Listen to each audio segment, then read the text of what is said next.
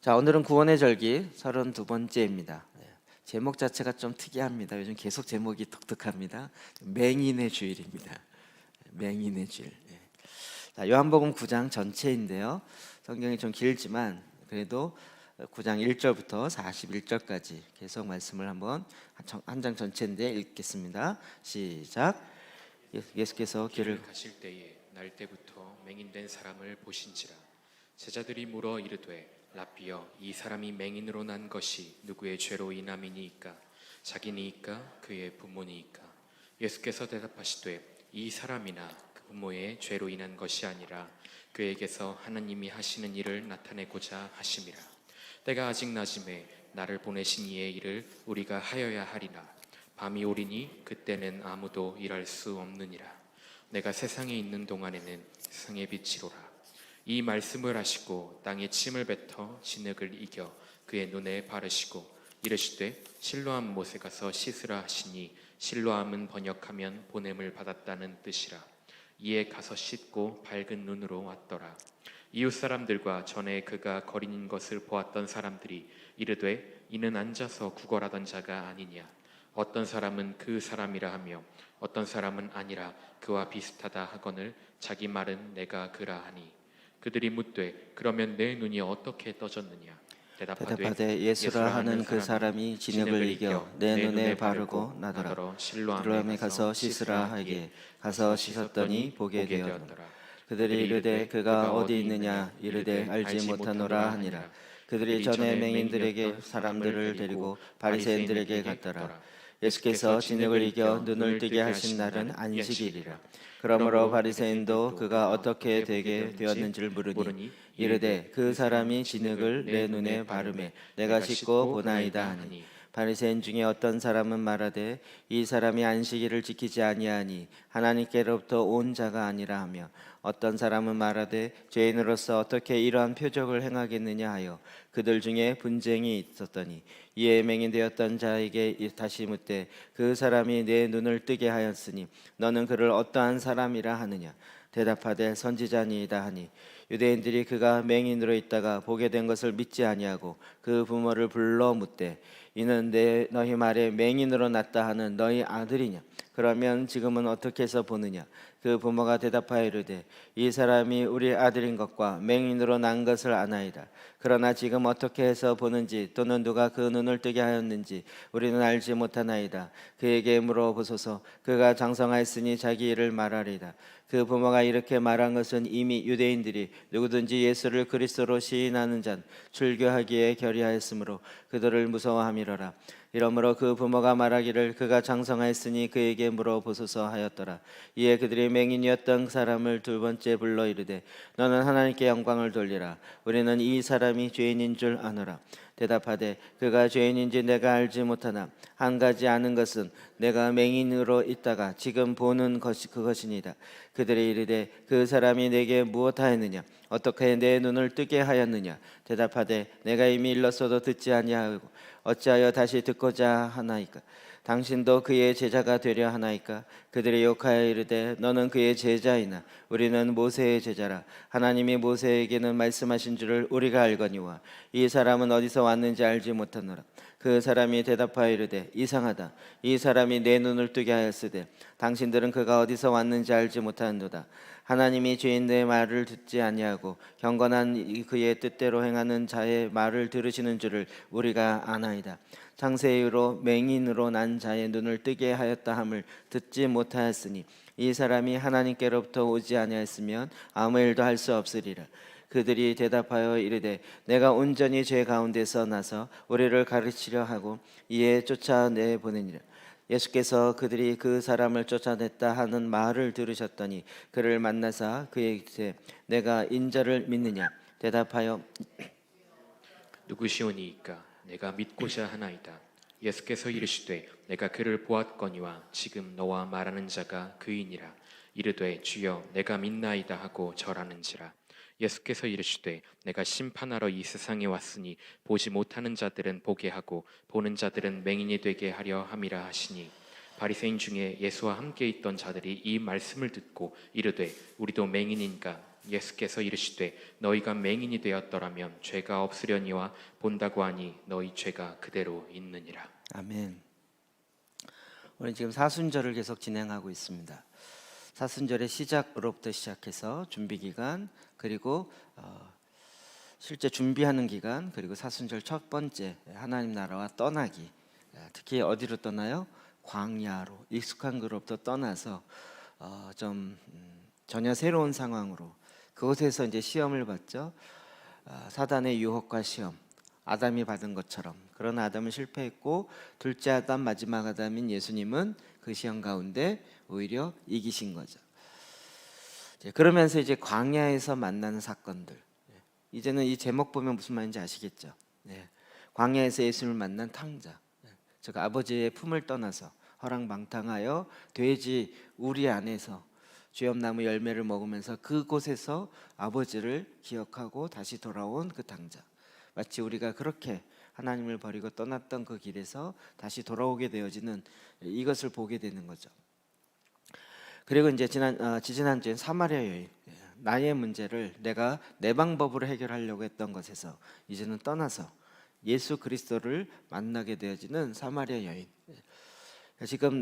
지금도 우리가 갖고 있는 나의 문제를 내 방법으로 해결하려고 했던 그 모든 것에서 이제는 주님을 만나고 주님의 방법으로 광야에서 새롭게 주님을 만나게 되는 그 사건들. 지난주에는 38년 되어진 중풍병자, 우리가 혼의 영역에 있어서 피가 통하지 않고 생명이 없으므로 마비가 되어진 그 영역들을 주님께서 회복시켜주는, 그러니까 우리 안에 지금 혼의 도시 예루살렘이 아닌 옛사람의 혼의 도시인 여리고성과 같은 그런 곳에서 다시 주님이 생명을 불어넣으셔서 회복하기 원하시는 것이 무엇인지를 다시 보는 이런 기간들입니다. 오늘은 이제 7번째로 실람 연못에 맹인이 치유받음, 그리고 다음 주에는 드디어 고난 주간이 시작되는 겁니다. 이제 하나씩 접해 보니까 이 내용이 마음에 굉장히 깊이 있게 다가오죠. 자, 오늘은 이제 7번째인데요. 사순절은 6번째, 준비 기간까지 7번째입니다. 자, 여기에는 이제 맹인의 주간, 나면서부터 보지 못하는 사람과 관련되어진 사건이 나오고 있습니다. 우리는 이런 일들이 있으면 꼭 묻죠. 왜 맹인이 됐을까? 이렇게 되는 거예요. 왜 맹인이 됐을까? 그러면 대부분 답은 어떤 식으로 찾으려고 그래요? 무엇 때문에 맹인이 됐을까? 이렇게 되는 거예요. 누구 죄 때문에? 2절에 보니까 제자들이 물어 이르되 라삐여, 이 사람이 맹인으로 난 것이 누구의 죄로 인함이니까? 자기니까 부모입니까? 둘 중에 하나라고 생각한 거죠. 분명히 맹인된 이유는 죄 때문인데 그 죄는 자기 죄일까, 아니면 조상으로부터 내려오는 부모의 죄에 의해서 맹인이 된 것일까? 이게 일반적인 사람들이 다 갖고 있는 인과응보적인 생각인 거죠. 여러분, 사실 우리는 계속 이런 질문들을 하고 있어요.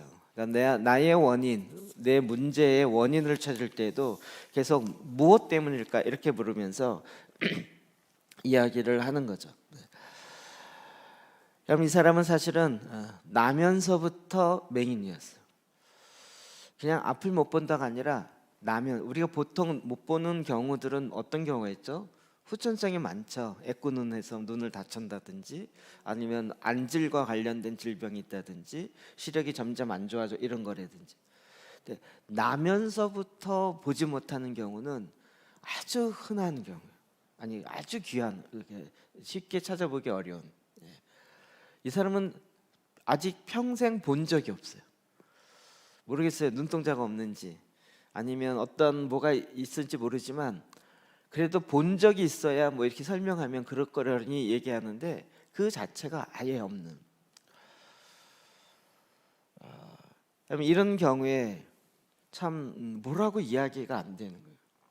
그러니 뭔가 답을 찾고자 질문하는 것이 뭐냐면, 누구 때문일까? 본인의 죄일까? 부모의 죄일까? 전제는 뭐죠? 죄 때문이라는 거죠. 근데 예수님은 전혀 다른 이야기를 하고 있습니다. 예수께서 대답하시되 이 사람이나 그 부모의 죄로 인한 것이 아니라, 본인의 죄도 아니고 부모로 인한 것도 아니다. 그에게서 하나님이 하신 일을 나타내고자 하심이라.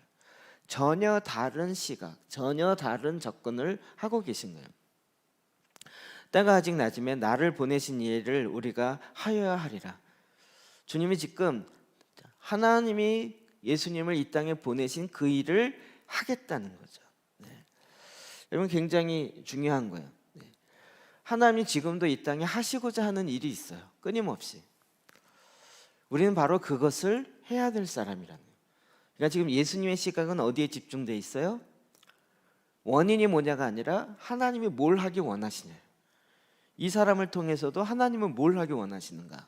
하나님의 경륜, 하나님의 일하심, 여기에 계속 집중하고 있는 거죠. 나는 지금 이 사람의 장님된 것이 누구 때문인가 이것을 논의하는 것보다는 더 먼저 하나님이 하시고자 하는 것이 뭔지를 보고 그것을 알고 그것을 행하겠다라고 말하는 거죠.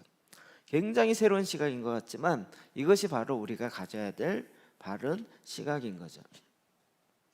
밤이 오리니 그때는 아무도 일할 수 없는 때가 온다는 거예요. 내가 세상에 있는 동안에는 세상의 빛이다. 주님이 계시는 이 동안에는 주님께서 일하시는 것을 보게 되는 거죠. 그래서 어떻게 해요? 예수님이 침을 뱉으셔서 땅에다가 그래서 그걸 이겨서 진흙을 눈에 발죠. 할 때마다 제가 얘기하죠. 예수님이 침은 되게 많았을 거라고.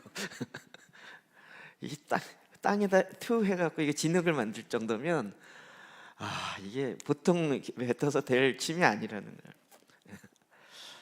어쨌든 해서 눈에 발랐어요. 이것도 되게 웃긴 거죠. 장님이 진흙을 바르면 보입니까? 안 발라도 장님 안 보이고 발라도 안 보이는데 좀 희한한 상황을 연출하시는 거죠. 6절이었고요. 그리고 나서 실로암 못에 가서 씻으라. 실로암 어디였죠? 기온샘의 히스기야 터널 가서 제일 마지막으로 나오면 그 실로암. 그러니까 한창 내려가는 곳이에요. 실로암 연못.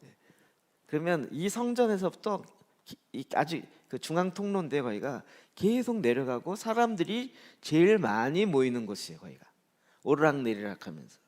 그러니까 지금 어떤 얘기예요? 사람들이 다 볼 수 있게 내려가라는 거예요. 근데 희한하게 여기다 진흙을 딱 붙이고 내려가고 있는 사람들이 보면서 그렇다고 뭐 눈뜬 사람처럼 걸어갔겠습니까? 더듬 나는 장님이니까 길 비켜주세요 이러면서 그 언덕을 내려갔겠죠. 이 상황 자체가 우리로 하여금 이야기해주는 바가 너무 큰 거죠. 자, 결국은 그가 예수 그리스도의 말씀에 의해서 눈을 뜨게 됩니다. 창세 후에 맹인으로 난 자의 눈을 뜨게 하였다함을 듣지 못하였으니 저도 못 들은 것 같아요. 그러니까 이건 최초예요. 소위 말하는 창세 이후 최초 사건. 이건 정말 특정감이죠. 가장 나면서부터 한 번도 보지 못한 사람이 드디어 눈이 떠지면서 봤다는 거예요. 이건 뭐 보통 놀라운 기적 아니겠어요? 이건 정말 어마어마한. 이 사람이 하나님께로부터 오지 않으면 아무 일도 할 수 없어요. 이건 누구만이 할 수 있는 거예요? 하나님만이 할 수 있는 거예요. 이건 웬만한 선지자도 못할 만한 일이라는 거예요. 지금 이 사건을 통해서 예수님께서는 눈을 창조하신 분이 누구예요? 하나님이시죠. 하나님이 눈을 새로 만들든지 아니면 그 고장난 어떤 부분을 고치시든지 결국은 하나님이 했다는 거예요. 얘기가 왜 나오죠? 야미 눈뜬 사건과 관련돼서 이 나면서부터 장님이었던 사람은 정말 놀라운 평생에 엄청난 일을 경험했지만 이 일로 인해서 바리새인들은 논쟁이 일어나는 거죠. 왜요? 그 전에 이미 38년 된 병자로 인해서 다툼이 있었죠. 뭐죠? 자리를 들고 일어나라 했더니 그게 안식일이었단 말이에요.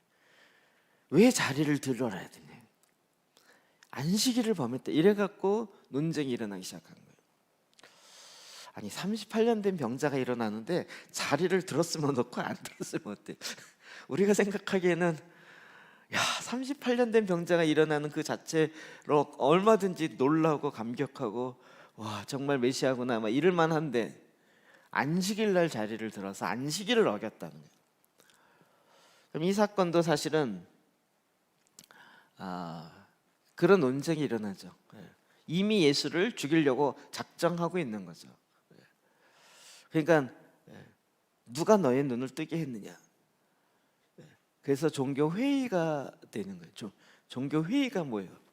그리고 그 눈뜬 장본인을 데려다가 본인에게 물어보는 거죠. 누가 너의 눈을 뜨게 했느냐? 누구냐? 본인이 몰라요. 왜냐하면 붙이고 가서 어디서 눈이 떠졌어요? 실로암에서 떠졌잖아요. 눈 떴을 땐 예수님이 안 보였죠.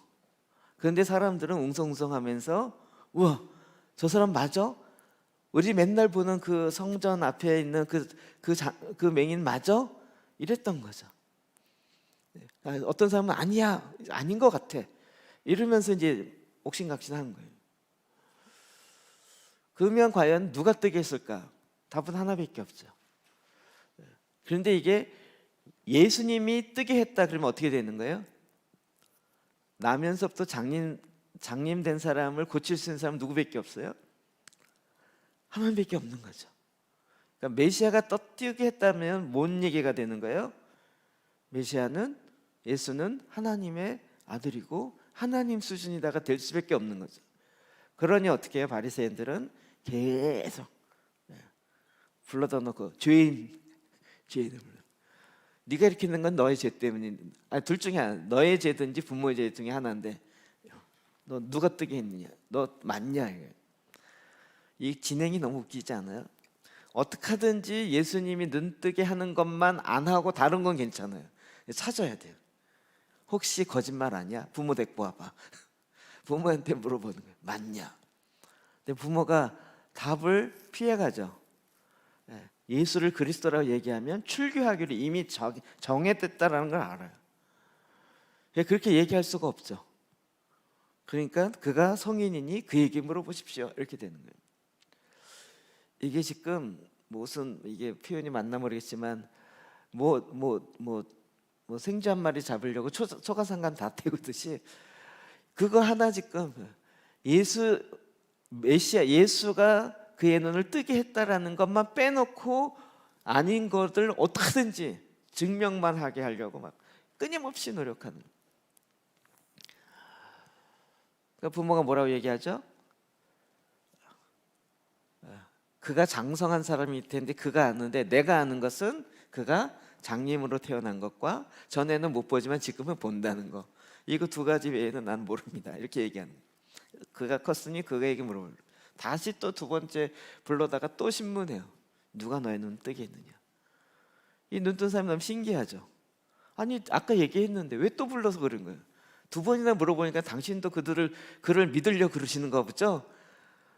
이러고 대답하였더니 더 화가 나는 거예요. 지금 예수를 잡아 죽이려고 하고 있는데 우리가 지금 그를 믿으려고 그러는 것처럼 얘가 착하면 말도 안 되는 이러면서 더 난리를. 이 상황 자체를 제가 이렇게 얘기하면 하여튼 이게 어떤 상황이라는 거 이해되시죠? 하나님은 지금도 저와 여러분을 통해서 우리의 있는 모습을 그대로 인정하고 그것을 고치시는 분은 하나님이신 것을 우리에게 알려주기를 원해요. 근데 그렇게 되면 뭐가 증명되는 거예요? 예수 그리스도의 방법이 옳다라는 게 증명돼야 되는 거예요. 그걸 시인하는 꼴밖에 안 되는 거예요. 야, 그런 거 말고 다른 거 없을까? 다른 요인을 자꾸 찾으려고 하는 거예요. 하나님께서는 우리 절망적인 상황 속에서 정말 나면서부터 장님이었고 전혀 가능성이 없었던 이 사람에게 오히려 정확한 자기의 모습을 보게 하는 거죠. 지금 이 기간 중간에 하나님은 우리에게 이것을 알기를 원하십니다. 우리가 옛사람으로 인한 우리 안에 있는 수치, 원인이 뭐였는지 상관없이 이사야 57장 15절입니다. 같이 한번 읽어볼까요? 시작. 지극히 존귀하며 영원히 거하시며 거룩하다 이름하는 이가 이와 같이 말씀하시되 내가 높고 거룩한 곳에 있으며 또한 통회하고 마음이 겸손한 자와 함께 있나니 이는 겸손한 자의 영을 소생시키며 통회하는 자의 마음을 소생시키려 함이라. 네.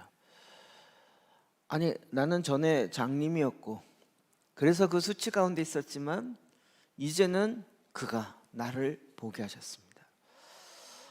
너무 간단하잖아요. 간단한 어떻게 보면 진리와 같은 거죠. 그런데 이 눈멀어 있는 상태의 수치스러움을 드러내려고 하질 않아요. 근데 지금 하나님이 이 가운데 하나님이 하시고자 하는 일은 뭘까요? 그 뒷부분에 나오는 것처럼 통회하고 마음이 겸손한 자와 함께 있나니 이는 겸손한 자의 영을 소생시키시고 통회하는 자의 마음을 소생시키려 합니다.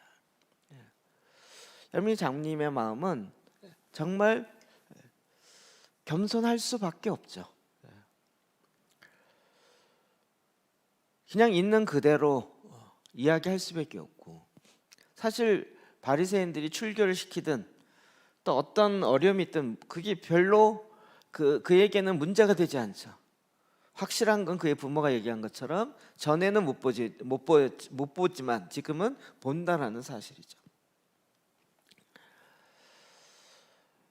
하나님은 지금도 저와 여러분 가운데 이 처음에 갖고 있었던 그 마음, 겸손한 마음, 또 통회하는 마음을 끊임없이 요구되는 거예요. 오늘 오전에 말씀 나눴던 것과도 연결되죠. 시편 51편 17절 다시 봅시다. 시작. 하나님께서 구하시는 제사는 상한 심령이라. 하나님이여 상하고 통회하는 마음을 주께서 멸시하지 아니하시리이다. 우리의 본질, 우리의 실체를 보면 하나님께서 구하시는 제사는 상한 심령이라는 거예요. 왜 동물의 제사를 하고 그 제사의 과정들 두 개 하셨을까요?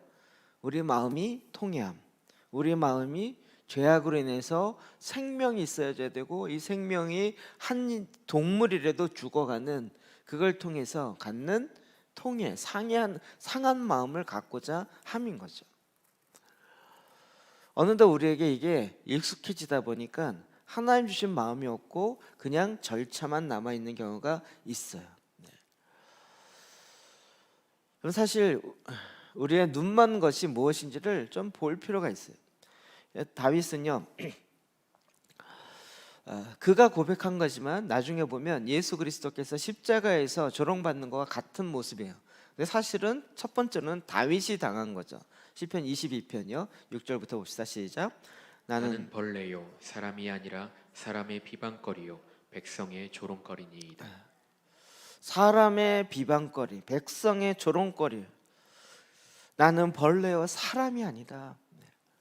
자기의 수치감이 드러나고 자기 혼의 상태에 장님인 것과 어렸을 때부터 태어나면서부터 보지 못했던 것, 이것이 그의 영혼의 인생의 수치감으로 끝까지 남아 있었는데 하나님은 그 가운데 하시고자 하는 일이 있었어요.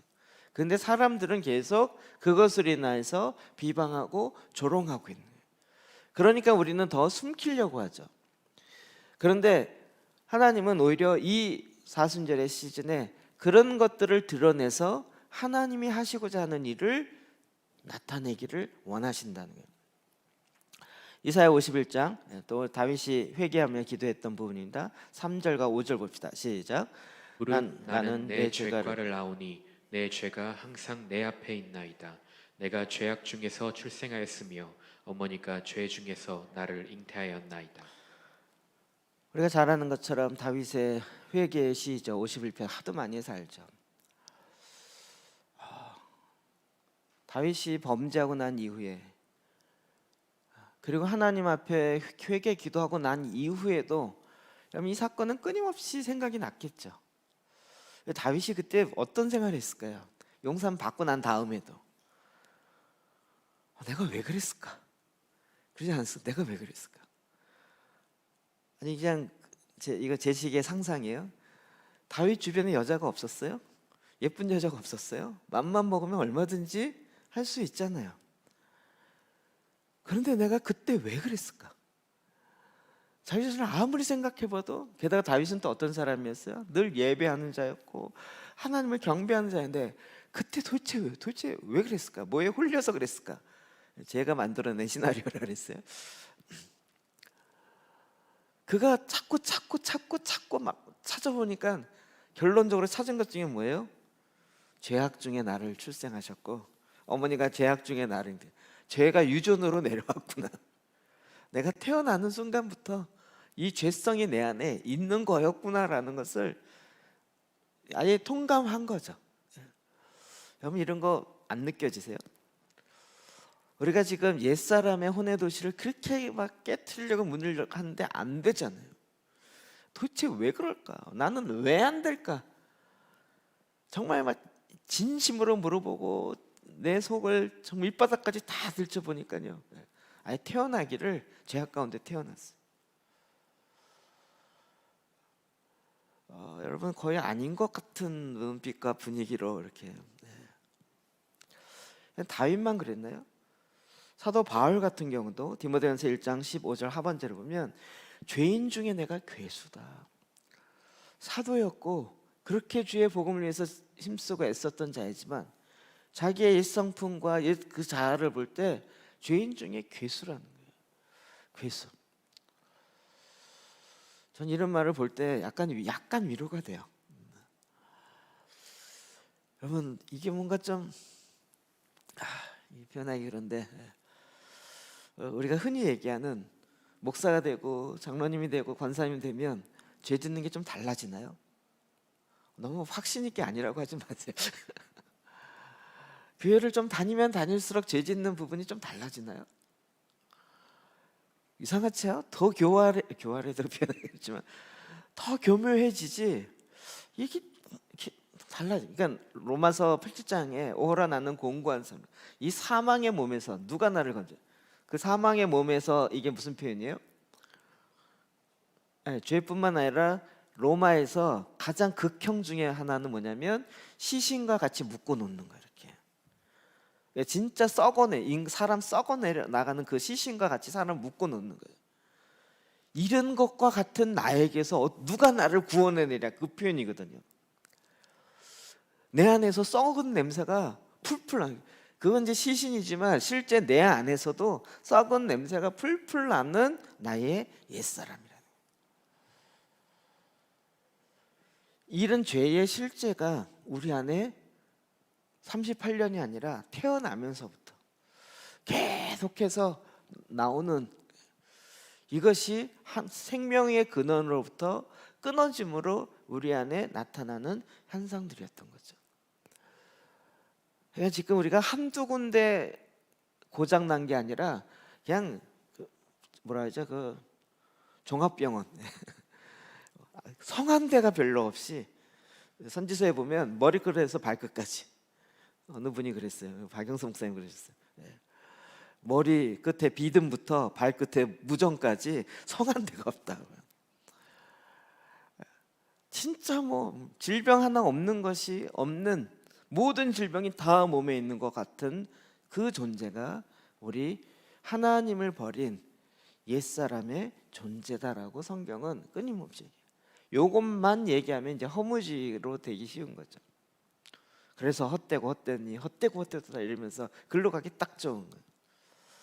그러나 주님은 여기서 끝나지 않고요, 거기서부터 이제 우리를 다시 새롭게 하는 하나님의 역사를 보는데, 거기에 뭐가 필요하냐면 통회하는 심령이라는 거예요. 지난주도 봤는데 누가복음 18장 13절 14절 다시 봅시다. 시작. 세인은 멀리 서서 감히 눈을 들어 하늘을 쳐다보지도 못하고 다만 가슴을 치며 이르되 하나님이여 불쌍히 여기소서, 나는 죄인이로소이다 하였느니라. 내가 너희에게 이르노니 이에 저 바리새인이 아니고 이 사람이 의롭다 하심을 받고 그의 집에서 내려갔더니 무릇 자기를 높이는 자는 낮아지고 자기를 낮추는 자는 높아지리라 하시니라. 아멘. 이 세리는 하나님께 기도의 응답을 받았어요. 오히려 자기는 오호라 나는 공고한 사람, 가슴을 치면서 하나님이여 나를 불쌍히 여기서 난 죄인입니다 이렇게 기도하던 민족의 반역자 세리는 오히려 하나님으로부터 그는 높임을 받는 자가 됐어요. 근데 바리새인처럼 손을 들고 나는 종교적 열심과 신앙적인 걸 다 했고 11조하고 일주일에 2번씩 금식하며 했던 이 사람은 오히려 하나님께 응답을 못 받았어요. 우리에게 진정으로 요구되는 것이 무엇일까? 그것은 바로 하나님 앞에 나의 실제 가운데 들어가는 거예요.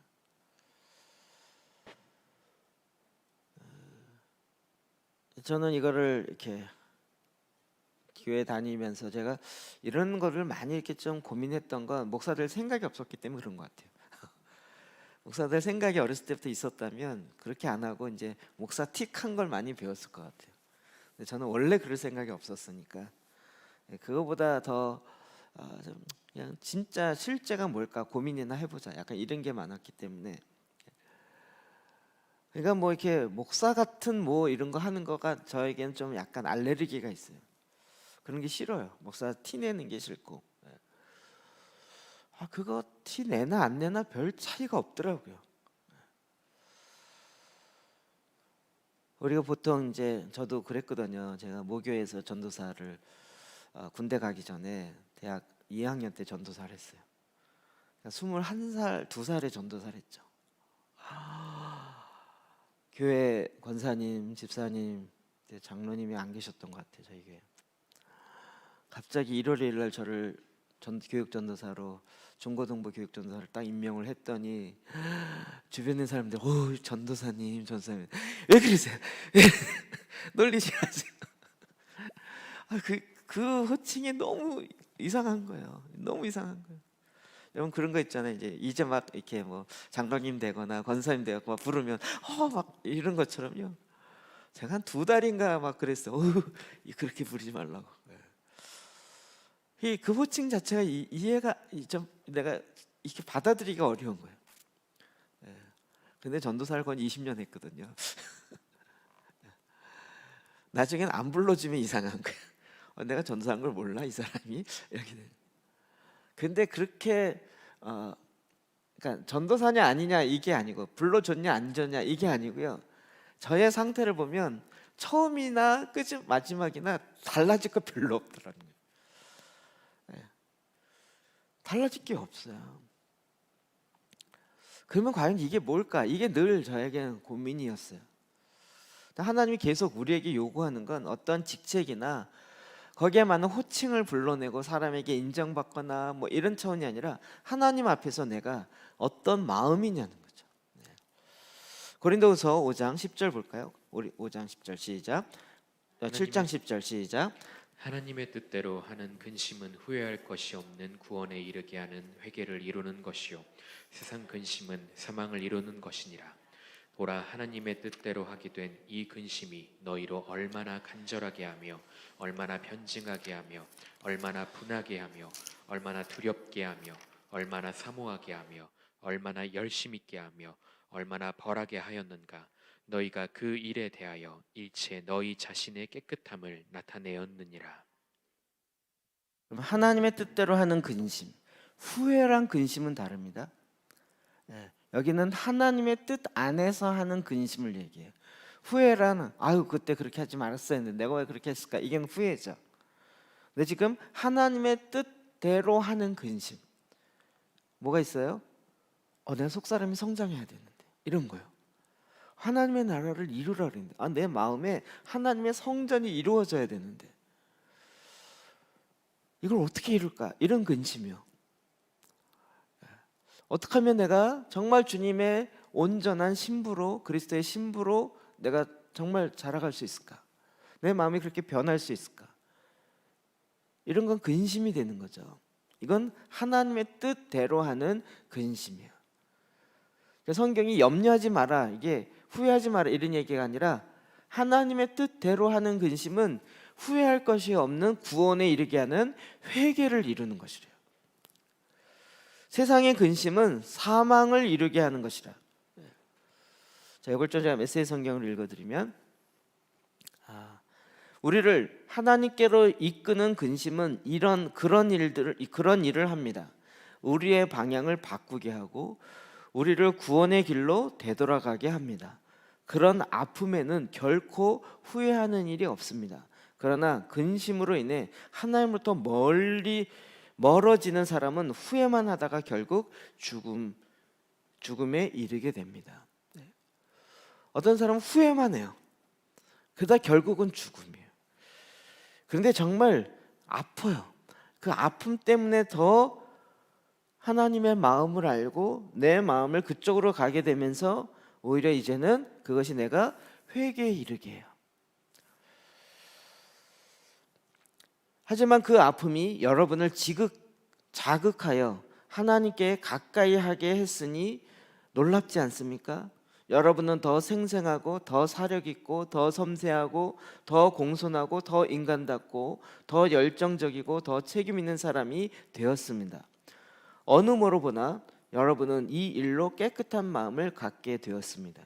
그것이야말로 내가 편지를 쓸 때 가장 먼저 기대한 사항입니다. 우리에게 요구되는 건 뭐예요? 하나님의 뜻에 합당한 근심. 그로 말미암아 하나님 앞에 더 온전하게 서게 되는 거예요. 지금 이 맹인의 주간, 주님은 지금도 이 일을 하기 원하시는 거죠. 우리가 아까 핵심적으로 봤던 말씀이 4절 5절인데요. 때가 아직 낮음에 나를 보내신 이의 일을 우리가 하여야 하리라. 맹인을 통해서 하나님이 하시고자 했던 일이 있다는 거예요. 뭐죠? 예수 그리스도가 하나님의 아들인 것을 드러내기 원하는 그 누구도 상상지도 못했던 그 계획이 그 안에 있었던 거예요. 하나님의 경륜이 있었어요. 그래서 본인의 죄 때문도 부모의 죄 때문도 아니라는 거예요. 저희가 지금 전염병으로 인해서 제 마음속에 이제 전에 같았으면 모르겠어요. 이제는 조금씩 이걸 알아가니까 마음에 오늘도 어제도 제가 할래도 못 만들었거든요. 설교 주표를 준비하고 이제 오늘 회개 기도 관련된 거 전단지 만들어서 오늘 쫙 이렇게 드려야 되겠다 생각이 있어서 했는데 막 새벽 1시까지 갔는데 이게 안 써지는 거예요. 그래서 이제 하루 더 넘겼어요.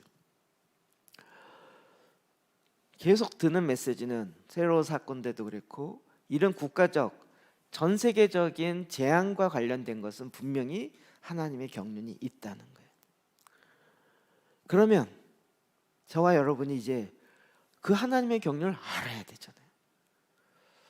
그걸 모르면 이 세상의 이야기 속에 들어서 뭐 그 얘기에 우리의 귀가 솔깃하겠죠. 근데 그렇게 들어오면 들어올수록 하나님의 경륜, 하나님의 일하심을 아는 것이 더 어려워지는 거예요. 그러니까 그걸 좀 멈추고 하나님께서 이 일을 통해서 하나님께서 진노 중에라도 하나님께서 궁극적으로 하시려는 게 과연 뭔가? 여러분 하나님이 내리는 징계는 다르다는 거 아시죠?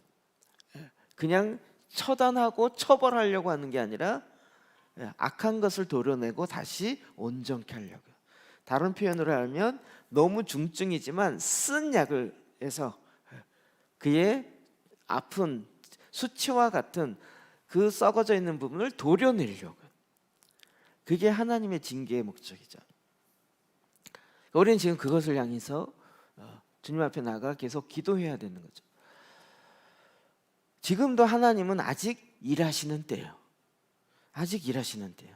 그럼 우리는 그 주님으로부터 나오는 그 뜻을 알아야 되는 거예요. 자, 35절부터 38절까지 읽읍시다. 시작.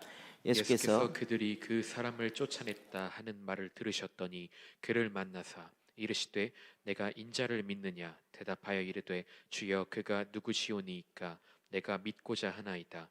예수께서 이르시되 내가 그를 보았거니와 지금 너와 말하고 있는 자가 그이니라. 이르되 주여 내가 믿나이다 하고 절하는지라. 아까 그 스토리에서 아니 왜 2번이나 날 불렀습니까? 당신도 그분을 믿으려고 하십니까? 제자가 되려고 합니까? 나 화가 났죠. 그리고 쫓았어요. 그 쫓아냈다는 것을 예수님이 들으셨어요. 그리고 이제 그에게 찾아가서 내가 인자를 믿느냐. 근데 장님이었던 사람은 아니 봤어요. 누군지 알아야 믿죠. 그래서 그냥 말하기를 주여 그가 누구시오니까 내가 믿고자 합니다. 내가 이제는 볼 수 있는데 그분이 누군지 알면 보겠습니다. 이게 뭐죠? 메시아인지를 나는 이미 그분이 메시아인지는 알겠는데 누군지는 모르겠다. 그때 주님이 얘기하십니다.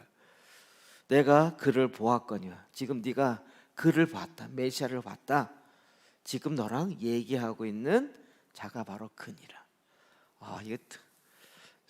이게 감동이 와요. 아니 사마리아 여인에게 당신은 선지자입니다. 나도 그걸 알고 있는데 메시아라는 그분이 오면 영과 진리로 예배하는 그때가 온다는 건 나도 압니다. 그랬더니 내가 그다. 이런 것처럼 여기도요. 지금 너랑 얘기하고 있는 내가 바로 그다. 이 사람 눈이 안에 2배로 확 커졌을 거예요. 정말 절했죠. 주여 내가 믿나이다 하고 절하니라. 그는 목숨도 사람 바리새인이 뭐 출교했다 말다. 아니 지금 메시아가 왔는데 출교해봤자 예수님께 붙어 있으면 되는 거죠. 출교 당하거나 안 당하거나 뭐가 중요하겠어요. 예수님께 붙어 있습니다. 그는 정말 눈을 떠서 주님을 만나게 되는 거예요. 이걸 우리에게 굳이 사건 가운데 주신 이유는 뭘까요? 여러분 지금 오늘 이번에 지난번부터 시작해서 다음 주까지 하면 다음 주 이제 나사로 사건인데요. 엄청 38년 된 병자가 걸어나요. 그리고 나면서부터 장림된 사람이 눈을 떠요. 죽은 자가 실제로 살아나요. 근데 이 3가지 사건 다 공통점이 뭐냐면 이것 때문에 종교 지도자들은 화가 나요.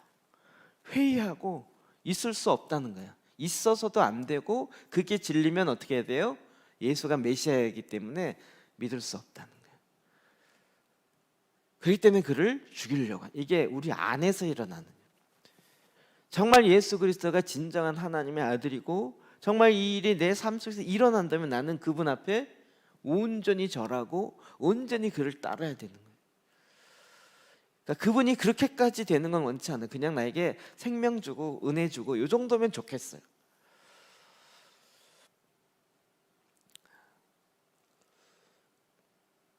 하나님은 이 사건을 통해서 실제로 누가 맹인이에요?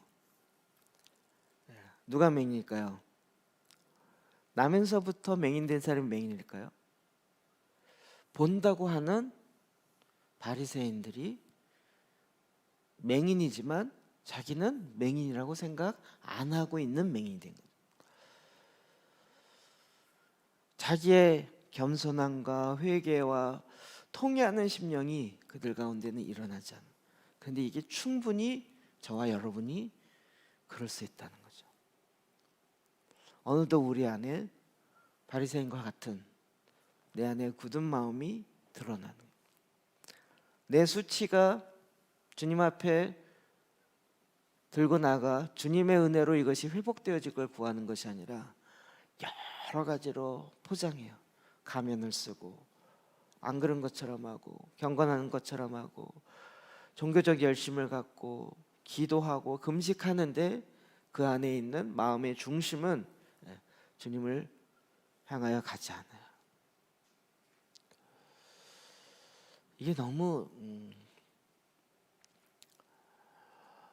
제가 요즘 들어 그런 생각이 많이 들어요.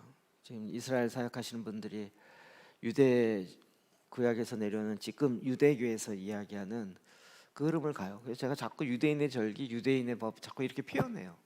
되게 싫어하더라고요. 하나님의 영원한 규례라고. 영원한 규례 알겠는데 안식일에 초 2개 켜야 된다는 게 성경에 어디 나오냐고. 샤밧 때 초를 켜면 샤밧을 지키는 거고 그걸 안 켜면 샤밧이 아니냐고. 샤밧을 다시 안식일을 다시 회복해야 된다고 이야기하면서 결국은 뭐가 회복하는 거예요? 어떻게 안식을 회복하는 거예요? 예수 그리스도 안에 들어가는 거잖아요. 안식일의 주인은 인자시고 예수 그리스도와 함께 그 안식 안에 완전히 들어가서 그로 더불어 먹고 그는 나로 더불어 먹는 그 상태로 가는 게 안식이잖아요. 초를 켰느냐 안 켰느냐, 뭘 사 먹었느냐 안 사 먹었느냐, 놀러 갔느냐 안 갔느냐, 이 차원의 이야기는 진짜 낮은 차원의 이야기고, 그런데 이 시대에 절기를 회복하고 안식일을 회복하라고 이야기하는데 보면 예수님을 십자가에 못 박았을 그 당시에 바리새인과 같은 비슷한 모습으로 자꾸 가려고 그러는 거예요. 자, 이렇게까지 심하게 얘기해서 죄송해요. 그것뿐만 아니라 지금 우리도 마찬가지인 거죠.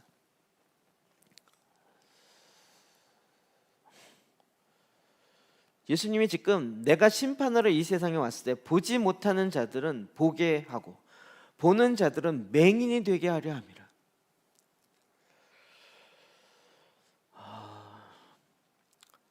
참 이게 설교하기 쉽지 않은 부분이에요. 지금 한국뿐만 아니라 전 세계가 이런 사태로 지금 힘들어하고 있는데, 하나님의 백성이 여기서 하나님이 원하신 게 뭡니다라고 이렇게 얘기하는 게 타당한데 그게 아니라 제가 보기엔 수치스러워요. 기독교인들이 오히려 전염병을 퍼뜨리는 것처럼 오해받고 무슨 사회적인 무슨 파도의 대상이 되는 것 같이, 그렇게 오해받아도 좋은데 더 화가 나는 건 그런 가운데서 하나님의 일하심이 경륜이 무엇인지, 하나님이 지금 낮임에 주님이 이렇게 일하신다라고 이야기하는 그 말을 하지 못하고 있는 저 자신이 너무나도 막 속이 막 뒤집어져요. 오해받아도 좋고 뭐 그렇게 뭐 얘기해도 좋은데, 우리가 하나님의 사람이고 하나님의 섬기는 거룩한 제사장이고 하나님 앞에 나아가는, 하나님의 말씀으로 기도한다는 우리잖아요. 시편 18편 28절 볼까요? 시작. 주께서 나의 등불을 켜시며 여호와 내 하나님이 내 흑암을 밝히시리이다. 아멘. 찬양 사순절 기간에 하나님께서 정말 등불을 켜시고 우리 안에 있는 장님과 같은 이 흑암 가운데서 예수 그리스도로 말미암은 빛이 비춰지려 하네요. 제가 사실 다음 주에 한 주간 동안 금식하자 이 얘기는 이런 마음이에요. 금식하면 전염병이 멈춰질 것이다. 제가 보기에는 안 멈춰질 것 같아요. 인간적 생각은 더 퍼질 것 같아요. 금식하고 안 하고와 상관없이 더 제 생각은 인간적인 생각은 퍼질 것 같아요. 근데 문제는 그 정말 내 눈이 흑암 가운데 있는 것 같다는 거예요. 나의 눈이 흑암 것 같아요. 아니 좀 제대로 봐야 이게 지금 어둠이고 이렇게 가면 무너지고 이렇게 가면 돌에 걸리고 이렇게라도 얘기라도 할 텐데, 오히려 본다고 하지만 우리 자신이 맹인인 것이 더 드러나는 거죠. 그럼 성경은 이 얘기가 끊임없이 나옵니다. 사도 바울은 우리가 잘 아는 기도 에베소 1장 18절 시작. 너희 마음의 눈을 밝히사 그의 부르심의 소망이 무엇이며 성도 안에서 그 기업의 영광의 풍성함이 무엇이며. 아멘. 나를 이 땅에 창조하신 그 부르심이 무엇이냐는, 저는 이것이 이제 조금씩 이렇게 구체화되는 것이 너무 이렇게 감사한 부분도 있고 진짜 하나님의 은혜죠. 하나님이 나를 사도 바울과 같이, 우리 데스니 잘 얘기 듣자 아시잖아요. 나를 부르신 주님의 부르심을 아니까 표대를 향하여 달려가게 되는 거예요. 나를 향한 부르심이 무엇인지를 모르니까 계속 자기의 필요를 인간적인 방법으로 해결하려고 하는 거예요. 내가 지금 인정받지 못했는데 나를 인정해 주세요, 인정해 주세요, 인정해 주세요. 나를 인정해 주는 것이 내 문제의 해결이고 나는 그것이 내가 원하는 요구입니다. 본인은 그게 요구일지 모르지만 하나님은 그보다 더 엄청난 하나님의 경륜을 갖고 있는 거죠. 이걸 우리가 눈을 열어서 보아야 되는 거예요. 제가 약간 이런 부분에 좀 쌩한 부분이 있긴 한데, 제가 가끔 그런 얘기를 해요. 옛날 사람 잘 못 돌봐요. 옛날에 친했던 사람, 뭐 옛날에 같이 사역했던 사람 못 돌봐요. 저의 이제 변명 중에 하나는 변명 맞은데요. 저는 아직 링 위에서는 안 내렸어요. 축구를 얘기하면 지금 축구 막 경기하는 그 위에 지금 뛰는 선수에 계속 뛰다가 많은 사람이 이제 체인지되고 내려가는데 저는 아직 안 내려갔어요. 그래서 옛날에 같이 뛰면서 막 힘들고 고생했던 그런 사람을 찾아다니면서 우리 힘들었지 뭐 이렇게 할 시간이 없어요. 왜냐하면 지금 뛰어야 되기 때문에. 무슨 말인지 이해되시죠? 옛날 사람도 만나고 싶고 옛날 사람 만나서 그때 뭐 이랬지 뭐 이런 얘기도 좀 하고 싶은데 지금 경기 중이라 그런 얘기할 시간이 없어요. 지금 그런 얘기하다 볼휙 지나가고 볼 먹고 내가 커버해야 될 영역과 이것이 있는데 그거 할 시간이 없어요. 그러니까 뭐 이렇게 매몰차라는 운동 뭐 이래 인간미가 없다는 거. 인간미가 없어도 일단 날라오는 골은 막아야 되잖아요. 내가 해야 될 그 역할은 해야 되잖아요. 제 식으로 표현하면 아직 링 위에서 내려오질 못했어요. 근데 제가 보기에는 우리가 이 땅에 살고 있는 동안에는 내려갈 수 없는 것 같아요. 그러지 않을까요? 달려갈 표대가 있고 그것을 이루기에 시간이 많지 않아요. 그것을 하기에도 부족한데 그러면 라오디게아 교회를 향한 주님의 말씀이 제 마음속에 또 새롭게 옵니다. 17절 볼까요? 시작. 내가 말하기를 나는 부자라 부유하여 부족한 것이 없다 하나 내 곤고한 것과 가련한 것과 가난한 것과 눈먼 것과 벌거벗은 것을 알지 못하는도다. 교회였습니다. 저 소아시아 7교회 중에 하나였어요. 진짜 부하고 그곳에 샘이 나고 그리고 그 샘을 통해서 실제로 많은 사람이 피부병부터 시작해서 병을 고쳤어요. 그리고 거기에 안약을 만드는 그 광산물이 나왔기 때문에 의료가 굉장히 많이 발달했어요. 그리고 그 주변에 교통이 요지이기 때문에 실제로 굉장히 부한 도시였어요. 그들은 정말 부했어요. 그래서 부족한 것이 없다라고 했는데 그 라오디게아 교회를 향한 주님의 진단은 공고한 것과 가련한 것과 가난한 것과 눈먼 것. 교회인데 눈먼 것을 알지 못하는. 눈이 멀어 있어요. 어찌 보면 나면서부터 눈 멀었을지 모르겠어요. 그런데 본인이 그렇다는 것을 알지 못하고 있어요. 주님이 찾아오셔서 지금 그 나면서부터 장님인 그 사람을 향해서 주님은 이제 새롭게 주님의 관점과 주님의 시각으로 다시 일하기 원하세요. 근데 우리가 여기서 깨어나지 못하면 그냥 바리새인과 같이 내가 장님이지만 장님인 줄 모르고 장님이었다 눈 뜬 사람을 향해서 너 이상한 사람이다 이렇게 하는 진짜 이상한 인간이 되는 거죠.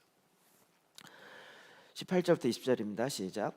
내가 너를 권하노니 내게서 불로 연단한 금을 사서 부여하게 하고 흰옷을 사서 입어 벌거벗은 수치를 보이지 않게 하고 안약을 사서 눈에 발라보게 하라.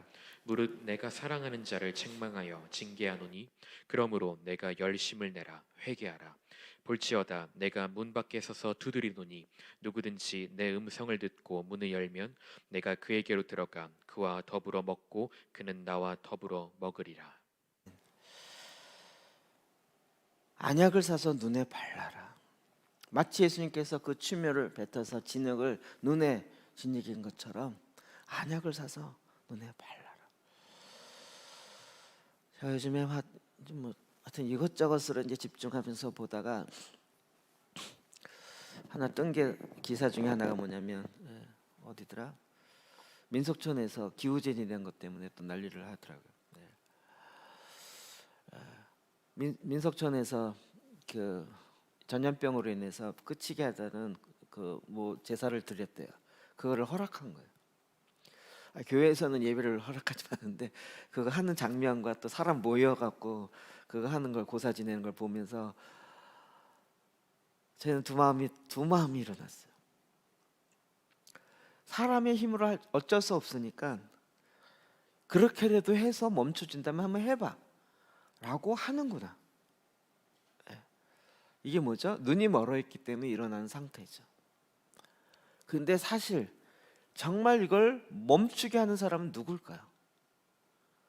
오히려 그거를 그리스도인들에게 갖고 해야 되지 않을까요?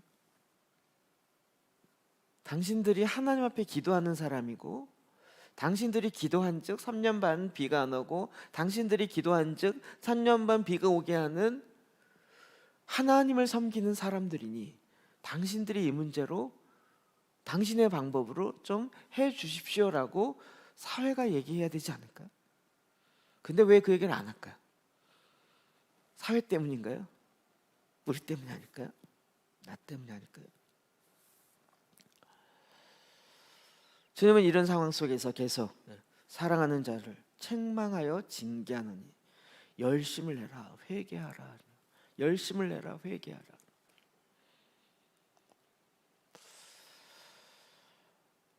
그리고 우리가 잘 아는 유명한 20절 나오는 거죠. 지금도 주님이 문 밖에 서서 두드리는 거예요. 이 사순절 6번째 날에 주일에, 맹인의 주일에 그 맹인된 그 사람의 눈을 주님께서 친히 두들기고 계십니다. 우리는 이 수치를 드러내길 싫어하고 창피스럽다라고 할지 모르지만, 그러나 주님 앞에 나아가 정말 오직 주님만이 해결할 수 있습니다. 통회하고 자복하는 심령으로 주님 앞에 나아가 주의 얼굴을 구할 때 주님께서 그 가운데서 아직 낮이기 때문에 주님이 하시고자 하는 그 일을 하시지 않을까요? 전 조금만 희망을 가져봅니다. 한국교회는 그래도 기도하는 교회였다면, 그러면 이제 그 기도하는 그 꺼졌던 기도의 불씨를 다시 한번 일으킬 수 있는 하나님의 진노 중이라도 긍휼을 베푸시는 하나님의 경륜 중에 하나는 아닐까요? 단지 이것이 그냥 나한테 걸리지 않고 우리 주변에 확진자 나오지 않고 조용히 일어나기를 기다리고 그렇게 지나가는 것이 아니라 이 가운데 하나님 우리의 눈을 떠주십시오.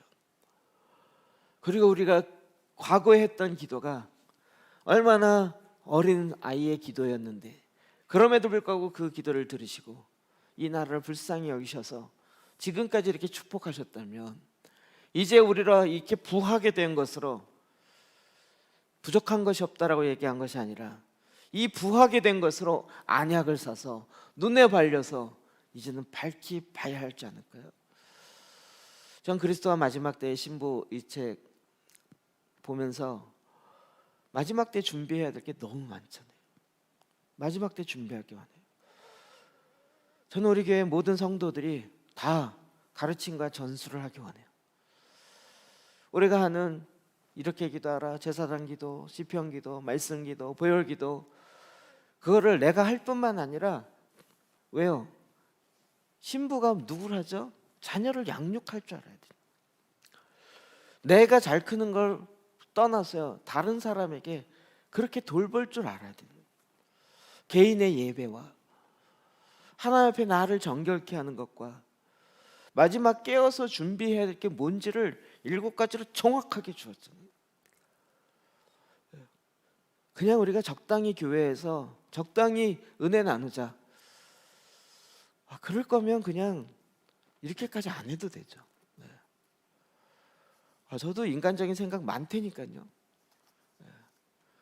매주마다 감자탕 먹으면 돼요. 매주마다 교회 예산의 상당 부분을 주일날 점심 먹는 것에 엄청 쓰고 잘 먹고, 그것 좀 더 잘 되면 아예 사람을 우리 교회 성도들에서 월급 줘서 평일날에도 계속해서 무료 급식을 하든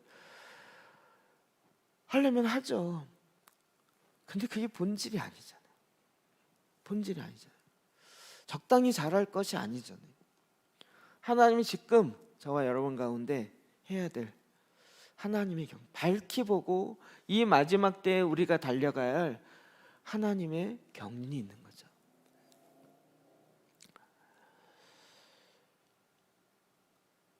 주님이 지금 저는 이 기로에 놓여 있다고 생각돼요. 제가 어렸을 때 성경 진짜 안 읽을 때 고등학교 때 어쩔 수 없이 성경 숙제 때문에 읽다가 느부갓네살 왕 맞나요? 네. 내가 달아보았지만 무게가 부족하다. 이게 마음에 확 꽂혔어요. 느부갓네살이에요? 벨사살이에요? 이게 지금 헷갈리네 갑자기요. 벨사살 맞죠? 네. 이 저에게 하는 얘기인 것 같아요. 내가 달아봤는데 부족하다. 그래서 심판이 있을 수밖에 없다. 저와 여러분을 주님이 딱 달아보는데 거룩함과 정결함이 부족한. 그래서 이제 심판을 할 수밖에 없다라고 하는 그 음성처럼 제 안에 너무 크게 들리더라고요. 주님은 이 라오디게아 교회를 책망하는 것 같지만 그 징계 가운데서도 주님은 말씀하시는 거예요. 사랑하는 자를 책망하며 징계하노니 내가 열심을 내라 회개하라. 지금 눈을 열어서 너의 상태를 봐라는 거예요. 주님이 보고 계시잖아요. 저에게 해당되는 거예요. 네가 벌거벗은 수치를 보고 봐야 되지 않겠냐. 그걸 인정해야 그 통회하는 심령과 그 자복하는 심령으로 주님께서 소생케 하는 거죠. 너는 부하다라고 했는데 곤고한 것과 가련한 것과 가난한 것과 눈먼 것과 벌거벗은 것을 알지 못한도다. 어떤 경우는 내가 가난하다 그런데 사실은 가난하지 않아요. 그냥 빈곤의 영, 가난의 영에 있어서 남들보다 다 못하다는 것을 가난하다고 생각해요. 그거 아니에요.